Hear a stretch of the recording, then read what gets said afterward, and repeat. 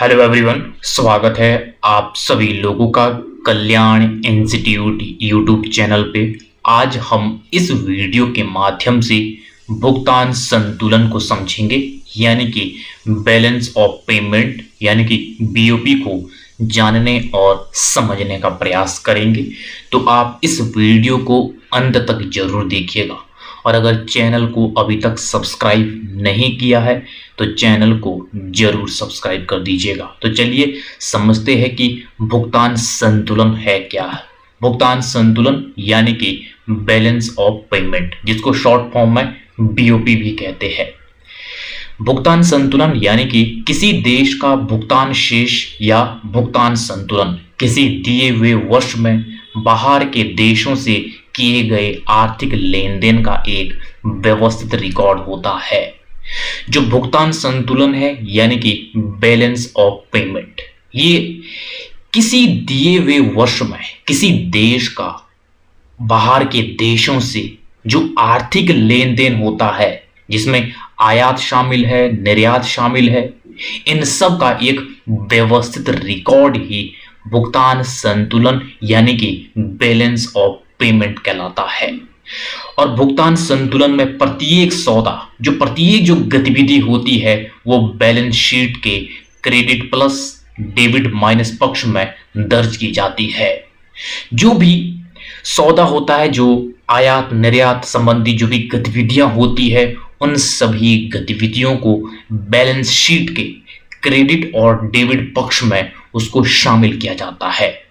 और भुगतान संतुलन में क्रेडिट प्लस लेफ्ट और तथा डेबिट माइनस राइट और दिखाने की प्रथा होती है। यानी कि जो भी आर्थिक लेन देन होता है जिसमें आयात निर्यात है, जिसमें कि क्रेडिट और डेबिट, इन सब को किस तरह से बैलेंस शीट में इसको दर्शाया जाता है, जिसमें कि जो क्रेडिट होता है उसको लेफ्ट और दिखाया जाता है और जो डेबिट होता है उसको राइट और उसको दर्ज किया जाता है, उसको प्रदर्शित किया जाता है।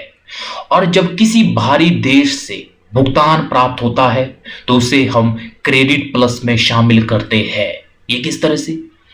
जब बाहरी देश से हमें पैसा मिलता है तो उसे हम क्रेडिट प्लस में शामिल करते हैं, और जिससे कि हमारे देश की जो आय है उसमें वृद्धि होती है। ये कब होता है, कैसे होता है?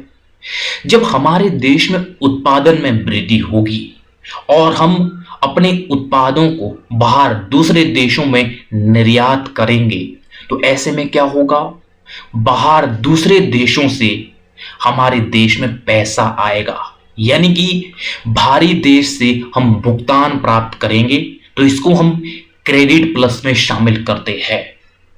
क्रेडिट प्लस यानी कि इसको क्रेडिट में शामिल करते हैं, ये क्रेडिट हुआ है और इससे हमारे देश की आय में वृद्धि होती है। और जब बाहरी देश को भुगतान किया जाता है तो उसे हम डेबिट माइनस पक्ष में दर्ज करते हैं। ये किस तरह से? जब हम दूसरे देश से वस्तुओं और सेवाओं को लेते हैं, उनका हम आयात करते हैं, तो ऐसे में हमें क्या करना होता है, हमें उन वस्तुओं और सेवाओं के बदले पे करना होता है, पैसा चुकाना होता है। तो ऐसे में बाहरी देश को हम भुगतान करते हैं। तो ऐसे में जब हम बाहरी देश को भुगतान करते हैं तो उसको हम डेबिट माइनस पक्ष में उसको हम दर्ज करते हैं, क्योंकि जब हम बाहरी देश को भुगतान देंगे तो जाहिर सी बात है हमारे देश की जो आय है, जो इनकम है, वो कम हो जाएगी, क्योंकि जो पैसा है हमारे देश से बाहर दूसरे देश में जा रहा है। तो इस तरह से जब हम बाहरी देश को भुगतान करते हैं तो उसको हम डेबिट माइनस पक्ष में दर्ज करते हैं। तो इस तरह से यह है भुगतान संतुलन यानी कि बैलेंस ऑफ पेमेंट, जिसको शॉर्ट फॉर्म में बीओपी कहा जाता है।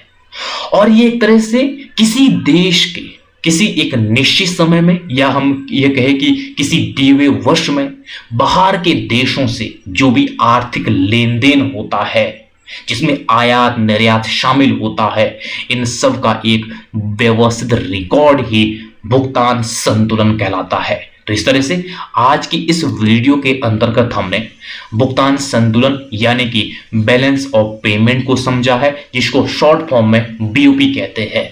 इसको हमने आसान शब्दों में बड़े ही आसान तरीके से समझने का प्रयास किया है। तो मुझे उम्मीद है कि आपके लिए जो ये आज की वीडियो है, ये वीडियो काफी उपयोगी रही होगी। और अगर आपने चैनल को अभी तक सब्सक्राइब नहीं किया है तो चैनल को जरूर सब्सक्राइब कर दीजिएगा और मुझे दीजिएगा इजाजत। और आप सभी लोगों का बहुत बहुत शुक्रिया।